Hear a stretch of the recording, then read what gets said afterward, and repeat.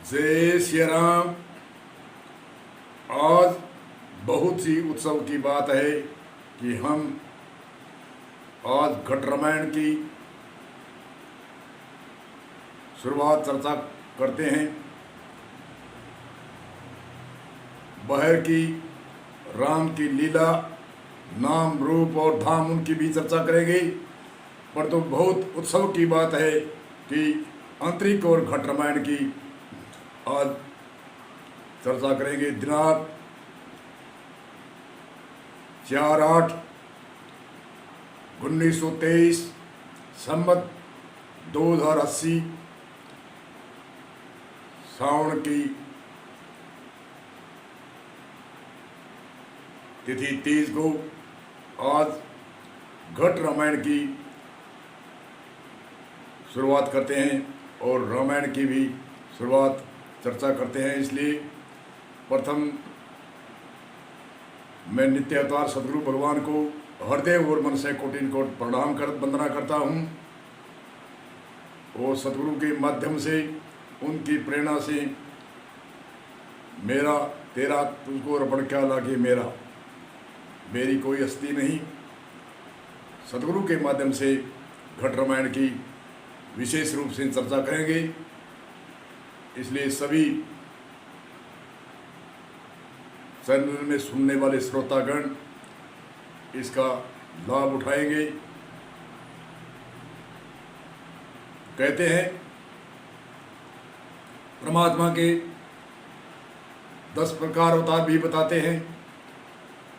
24 प्रकार की अवतारों की ऋषि मुनियों ने गणना की है, परंतु मुख्य 3 प्रकार के अवतार संत ऋषि मुनि, निमित्तिक अवतार, निमित्त अवतार और नित्य अवतार। निमित्तिक अवतार जैसे रामचंद्र जी, कृष्ण जी आदि निमित्तिक अवतार माने जाते हैं। अवतार का अर्थ होता है साकार शरीर धारण करना। जब जब संतों की जब जब हुए धर्म की हानि, बाढ़े असुर अधम अभिमानी, तब तब प्रभु धरे विविध शरीरा, हरि सदन और दुख और पीरा।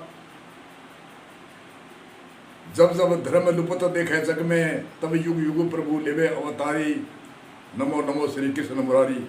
ऐसे अनेक संतों की उदाहरण है।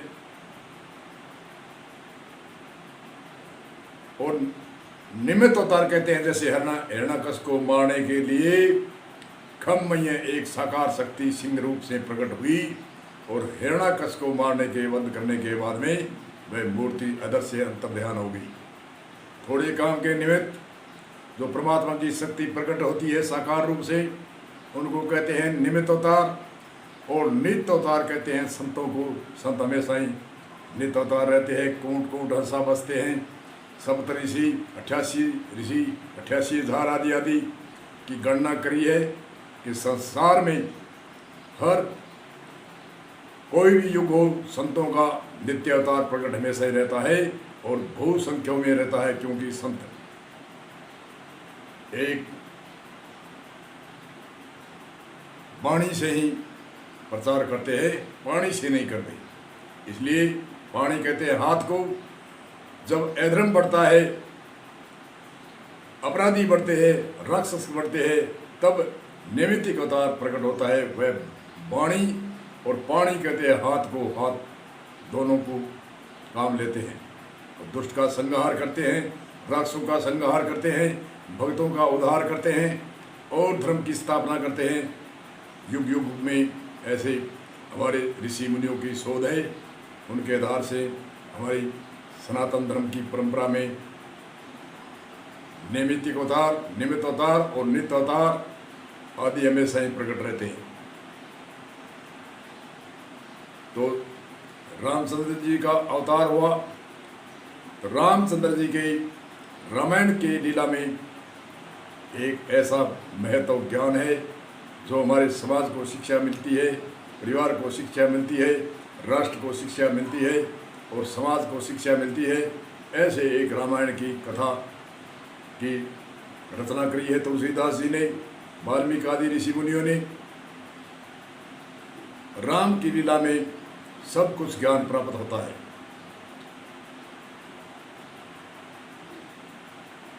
सभी कथा सुनते हैं कि दशरथ के, अयोध्या के राजा दशरथ हुए, उनके पुत्र नहीं थे, इसलिए वशिष्ठ जी आदि अपने उनके गुरु थे, ऋषि थे, महान पुरुष ऋषि, और अनेक ऋषियों से राय लेकर के उन्होंने एक पुत्रेष्टि यज्ञ कराया और परमात्मा की शक्ति अवतरण प्रकट हुई। राम, लक्ष्मण और शत्रुघ्न और भरत, इनकी लीला की गाथा सुनते ही है। जन्म हुआ, जन्म की उत्सव मनाया, कहते हैं 1 महीने जितना दिन हो गया, 1 महीने जितना दिन नहीं, 1 महीने जितनी खुशी हुई, तो खुशी के अंदर मनुष्य को खुश होता है। उस समय ऐसे लगता है कि 1 महीना 1 दिन जितना ही लगता है। इसलिए अवतरण हुआ, उस समय खुशी बनाई, और राम और लक्ष्मण, शत्रुघ्न और भरत आदि गुरुकुल में विद्या अध्ययन करने के लिए गए। तो राम एक विद्या अध्ययन करने में उत्तीर्ण थे, क्योंकि वे नैमित्तिक अवतार थे। अक्षर विद्या आदि तो याद ही, बाण विद्या में इतने सक्षम हुए कि बाण विद्या चलाने में वे राम एक बड़े महान शक्तिशाली हुए। बचपन में ही 14 वर्ष की उम्र के आसपास ही समाज में, राज्य में देखभाल करनी, सुबह जल्दी उठना, माता पिता को प्रणाम करना, गुरुजन आदि को प्रणाम करना, बड़ों को प्रणाम करने की शिक्षा दीक्षा हमें राम से मिलती है। राम तीनों माताओं को प्रणाम करता है, पिता को प्रणाम करता है, बड़े महान जो बुजुर्ग होते हैं उनको प्रणाम करते हैं, गुरुजनों को प्रणाम दंडवत करते हैं, और अपनी प्रजा के अंदर सुख दुख के लिए जाते हैं, और जो दुखी प्रजा होती है उनका समाधान करते हैं।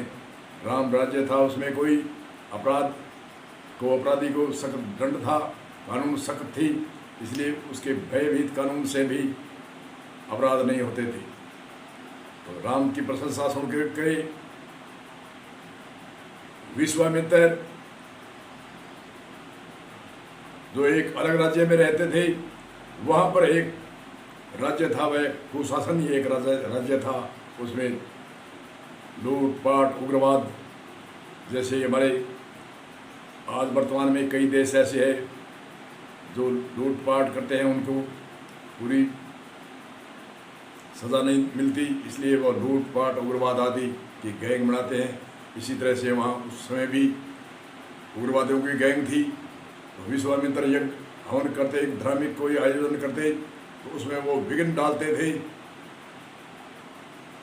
तो विश्वामित्र ने सुना था कि राम एक ऐसे बाण के बड़े सक्षम और शूरवीर है, उसकी बाण की सपेट 1 सेकंडों में बाणों की बौछार करते हैं, इसलिए राम को लाया जाए और उनको रक्षक बना करके और मैं यज्ञ और हवन करूँ। और विश्वामित्र जी दशरथ के पास गए, राम को ले जाने के लिए निवेदन किया। एक बार तो राजा दशरथ ने इनकार किया कि ये आप फौज ले जाओ, मिलिट्री ले जाओ, और कुछ भी ले जाओ, पैसे ले जाओ, जो भी आपको सामग्री चाहिए वो ले जाओ, परंतु राम तो एक छोटे है। तो वशिष्ठ जी आदि वहाँ मौजूद थे, उन्होंने कहा कोई बात नहीं, विश्वामित्र के साथ घराने में हमें कोई डर नहीं है। तो राजा दशरथ ने गुरुजनों की आज्ञा मान करके राम को साथ भेजने को कहा, और दशरथ ने कहा कि फौज, वहाँ पर फौज ले जाओ, मिलिट्री ले जाओ, हाथी घोड़े आदि ले जाओ। राम ने न सलाई, राम भी वहाँ सुन रहा था। तो राम राज्य की एक रामायण में आता है, तुलसीदास जी की रामायण में नहीं है। राजा दीक्षित राम राज्य के लिए कई रामायणों को उसने खोज करके पढ़ा। तो एक रामायण की वह चर्चा करता है कि एक रामायण में मुझे राम राज्य का उत्तर मिला।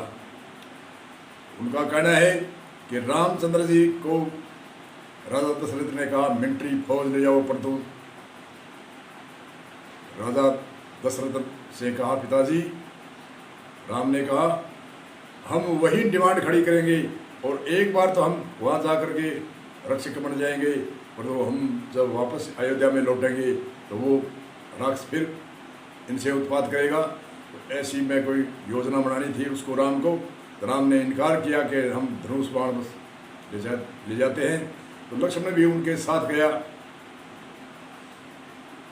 तो राम ने वहाँ पर के जो कोई भी राजा उग्रवादी के रूप में होता है, जो कुशासनी राष्ट्र की राजधानी चलाता है, उनके पब्लिक बहुत खिलाफ होती है, उनका जोर नहीं चलता, क्योंकि वो अपराधियों को अपराध नहीं करने, अपराधों को रस्सादार होते थे, उनको कमीशन मिलता था। तो वह ऐसा ही राजा था, तो वो उनको कमीशन दे देते थे, जो उग्रवादी थे, जो लुटेरे थे, जो चोर आदि डकैती जो भी थे। इसलिए वो राजा बड़ा शांत रहता था, कुछ भी नहीं कहता था। अपराधी तो वो की तो वो पालना करता था कि हमारे राज्य में कुछ सामग्री है। तो 80% वहाँ पब्लिक खिलाफ थी। तो राम ने वहाँ उस रामायण से राजीव दीक्षित एक उत्तर देते हैं कि राम ने वहाँ पर एक डिमांड खड़ी करी, मिलिट्री की डिमांड खड़ी करी, जैसे हमारे सुभाष चंद्र ने करी थी 26 लाख या 26,000 आदि की। ऐसे भी राम ने वहाँ पर एक मिलिट्री तैयार करी। उस समय में तोप आदि तो ऐसे हथियार नहीं थे, ये भाले थे, धनुष बाण थे, तलवार आदि ऐसे हथियार थे। उनकी प्रैक्टिकल दे करके इतनी मिलिट्री खड़ी करी और उन उग्रवादियों को उन्हीं के को हाथों से उन्हें भगाया, मराया, पिटाया। और वो भयभीत हो गए उग्रवादी कि अब ये पब्लिक भी ये मिलिट्री की ट्रेनिंग दे दी है, ये हमें नहीं छोड़ेगी। इसलिए राजा से अपराध करने में नहीं रुके। तो उस राजा को ही तख्त से हटाया और दूसरे एक अच्छे शासनकारी को वहाँ बैठाया और उस राजा को हटा करके और वहाँ विश्वामित्र का यज्ञ पूरा कराया। ऐसे सुनने में आती है। ऐसे राम राज्य की यही आगे चल कर गई। बाली और सुग्रीव की यही गाथा थी। वहाँ बाली का वध किया और सुग्रीव को राज्य तिलक दिया और भविष्य को राज्य तिलक दिया और रावण का संहार किया। इसलिए राम राज्य का उत्तर ये उस रामायण में एक दक्षिण भारत में एक संत हुए, उनका नाम तो मुझे निश्चय पूरा नहीं है, परंतु उसकी रामायण में ये आता है। राजीव दीक्षित जी ये चर्चा करते हैं, यही चर्चा कि 3-4 राज्यों में ऐसे राज्य, कई राज्यों में राम राज्य कराया था राम ने। जैसे जहाँ विश्वामित्र रहते थे वहाँ राज्य को अलग बदल दिया, नया राज्य।